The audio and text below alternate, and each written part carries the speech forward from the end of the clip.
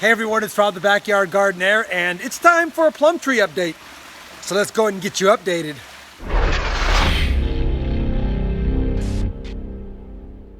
So first and foremost, everyone, I do want to send an apology to you. I know it's been a little bit longer than I had planned on the plum tree updates. There's been a lot going on, and in this Texas heat, everything is struggling. It's continuing to be over 100 degrees every single day. That being said, it is time to get you updated since my plum tree turned exactly 8 months old today. Let me flip the camera around as always and show you what the plum tree looks like now at 8 months, grown from seed. It's pretty windy out today, so I'll do the best I can to cut down on the wind noise. But you'll recall in the last video, I put it in this pot and I put it outside. Now the pot's a little bit bigger than I'd wanted initially when I put it in here, but with the Texas heat, I wanted to make sure it stayed watered and that it didn't dry out.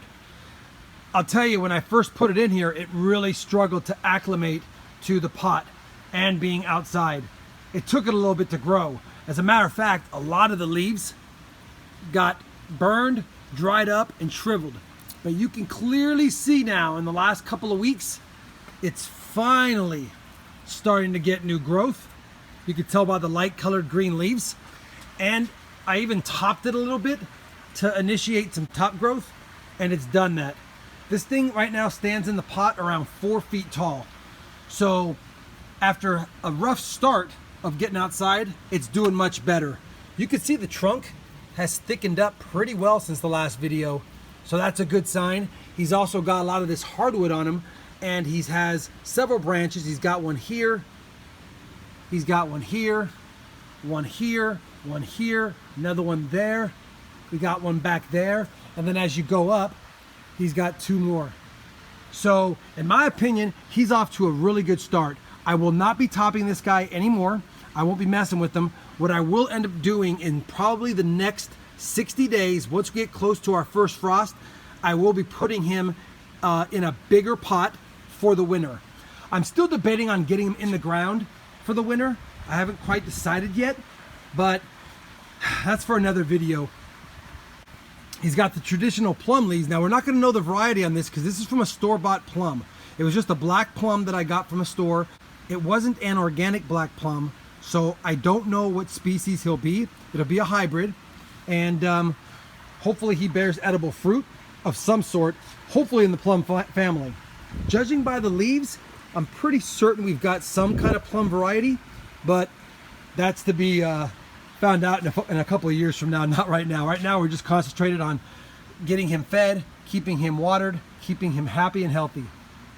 As far as fertilizer, because he's still young and because it's kind of in a small pot now that he's gotten 4 feet tall, I am feeding him a half a dose of a balanced fertilizer. I used fish fertilizer 2 months ago, and I used a 5-5-5 fertilizer just last month. So he's due for another feeding. I'm probably going to feed him in about another week, and I'll give him another half dose of a 5-5-5 balanced fertilizer. And then when I put him in a bigger pot in 2 months, I'll give him a full fertilizer, probably a 10-10-10, to get him prepped for the winter. Now, a lot of you have been asking about his sibling. If you recall, when I first started this series, one of the trees looked like a peach tree. So I'm going to go ahead and take you over to that one right now, but I wanted to give you one more look at this 8-month-old plum tree grown from seed. So over here is where I keep all my young peach trees that I'm growing from seed as well. And of course, you're following the series on my larger one I've grown from seed. But look at this guy. This is the one that was indoors as a plum tree originally.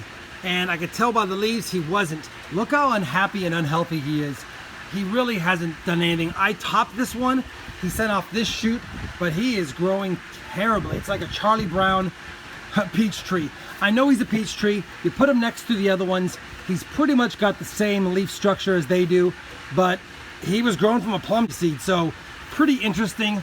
We'll have to see what he ends up doing. He's just not very happy right now, which is why I haven't shown him in the videos, but a lot of you asked about him on the last video, so I figured I better show him to you in this one so you can get an idea. Again, not much to look at.